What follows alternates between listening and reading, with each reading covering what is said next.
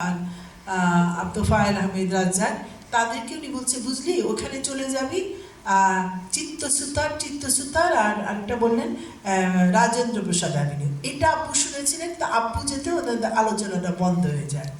পরে ওনারা যখন বর্ডার ক্রস করলেন, ওটা আরেক কাহিনী, কিন্তু ওই যে বর্ডার ক্রস ওনাদেরকে কেউ চেনে না, নির্দেশনা তো নাই, মানে মানে কী করবে না করবে। তখন যে গোলক মজুমদার বর্ডার সিকিউরিটি ফোর্সের সেকেন্ড ইন কমান্ড, ওনাকে বললেন যে দেখেন আমরা বর্ডার ক্রস করবো একভাবেই, আমরা স্বাধীন রাষ্ট্রের সার্বভৌম রাষ্ট্রের প্রতিনিধি হিসাবে আমরা আপনাদের আশ্রয়ে যাব, নতুবা আমরা ভিখারির বেশে আমরা আপনাদের আশ্রয় প্রার্থী না, ওই মর্যাদা দিয়ে যদি আমাদের গ্রহণ করা যায় আমরা যাব।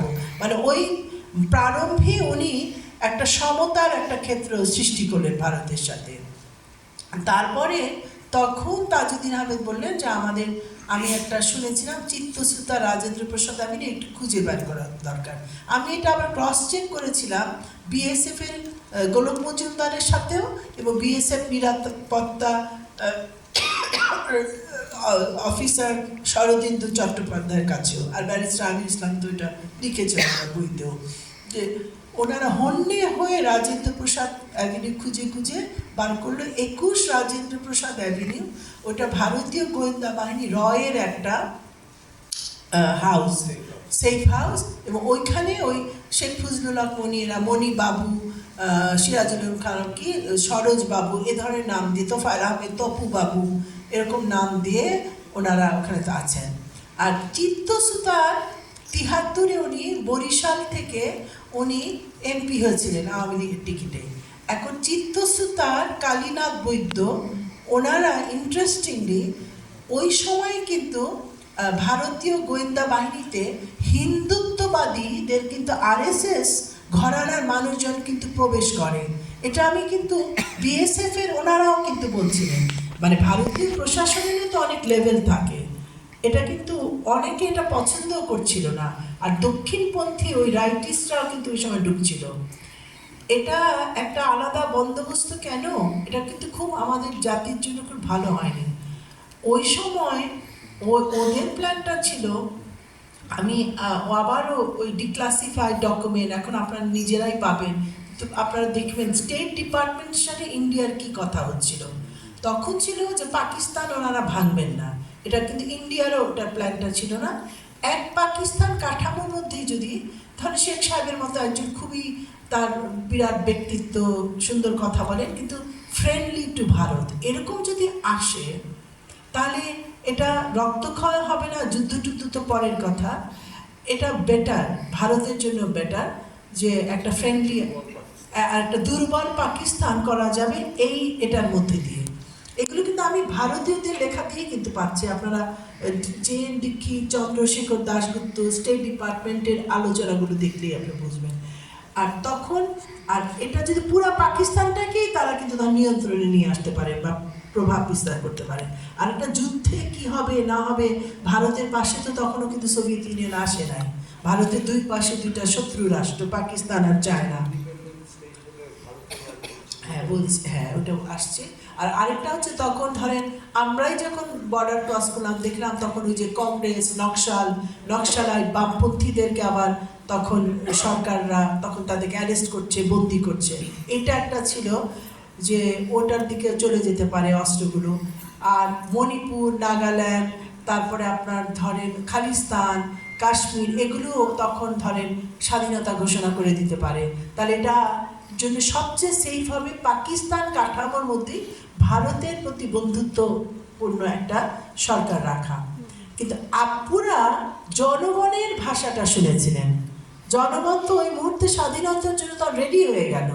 যখন নির্বিচারে যখন মারা হলো, হত্যা করা হলো হাজার হাজার লাখ লাখ মানুষ, মানে আমারই তো 11 বছর বয়সে আমার মনে হয় যখন আমরা দৌড়াচ্ছিলাম, আমার ফার্স্ট এটা হলো, আমাকে হলো চোখ বন্ধ করে শুধু মানে অতিক্রম করে এত এত লাশের পাহাড়। আমরা ছিলাম তাঁতিবাজারে, তো এটা তো চোখের সামনে। আমার 11 বছরে, মানে আমার মনে হয় সেই সময় আমার 21 বছর হয়ে গেছিল এক লহমায়, কারণ আমাকে বলা হচ্ছিল চোখ বন্ধ করে জাস্ট একেবারে স্তূপ, সবাই রাস্তার মধ্যে নাগরকোণ সিনেমা হলে ওখানে মানুষ আশ্রয় নিচ্ছিল, ওখানে আগুন জ্বালিয়ে দেয়।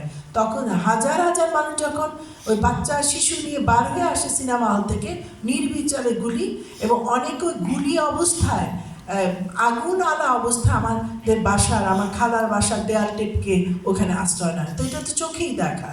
তো তখন তো জনগণ তখন রেডি, মানে তখন তো একটা প্রশ্নই ওঠে না। আর উনি তো সেই এবারের সংগ্রাম, মুক্তির সংগ্রাম, এটা বলে তো উনি একটা প্রচন্ড একটা ইঙ্গিত দিয়েছেন। আবার একই সাথে 7ই মার্চের বক্তৃতা আবার বলছেন যে তোমরা ব্যারাকে সৈন্য নিয়ে যাও, আবার আমরা আলোচনা করতে পারি এবং নির্বাচিত প্রতিনিধিদের কাছে ক্ষমতা হস্তান্তর করে। এটা একটা দুদিক সামাল দিয়ে কথা। কিন্তু ওই সময় তাজউদ্দিন আহমেদ রায় তো নিলেন একটা সাংঘাতিক একটা মানে সাহসের কাজ করলেন দেশের জনগণের সাথে থেকে, যে এখন একটাই আমাদের পথ, এভাবে করলো সেভাবে করলো, আমরা তো সব নেগোসিয়েশন করলাম, ওদের সাথে আলোচনা করলাম, তারপরে ওরা জাতির উপর একটা যুদ্ধ, গণহত্যা চাপিয়ে দিল। এদের সাথে আর তো কোনো আলোচনার পথ তো বন্ধ হয়ে গেল। তো ওই প্রেক্ষিতে যখন ওনারা দেখলেন যে এই ওনাদের আওয়ামী লীগের মধ্যেই বঙ্গবন্ধু আবার আরেকটা গ্রুপ খুব গোপনে তাদেরকে উনি লালন করেছেন, তারা আবার গোপনে ভারতীয়দের সাথে ওই আপনার ওই যে ধরনের RSS, ওই ধরনের হিন্দুত্ববাদী ওই ইন্টেলিজেন্সের সাথে তারা কাজ করছে, এটা আমাদের মুক্তিযুদ্ধকে কিন্তু খুবই ক্ষতিগ্রস্ত করে। এবং ওটার ধারাবাহিকতা আমরা দেখি যে আপনার মুজিব বাহিনী গঠন হয়, সেই ওদেরকে দিয়ে, যেটা BLF আগে ছিল, তারপর ওটা হয় মুজিব বাহিনী, এবং তারা মুক্তিযোদ্ধাদের উপর আক্রমণ করে, এবং একই সাথে তারা আবার বলে যে আমাদের যুদ্ধ কিন্তু এখন না, পরে, মানে বামপন্থীদেরকে ওদেরকে দিয়ে নিধন করা হবে। এই ঘটনাগুলি কাউকে আমি ছোট গলার জন্য বলছি না, এগুলো কিন্তু ইতিহাসে আছে। কিন্তু যেহেতু এগুলি প্রকাশ হলে যে ভাবমূর্তিটা, এটা ধরেন ওনারা করতে চেয়েছে, ওনারা তো ভয় করছে এটা ভেঙে যাবে না, ভেঙে যাবে না। একটা সময় বঙ্গবন্ধুর তো একটা জায়গা আছেই, উনি একটা সিম্বল হয়েছিলেন, ওই জায়গাটা উনি থাকবেন। কিন্তু এর পরের যে কর্মকীর্তিগুলো, ওটা নিয়ে মানুষের কিন্তু তখন আলোচনা সমালোচনা হবে, ওই জায়গাটা করে দেওয়াটা দরকার। ধন্যবাদ।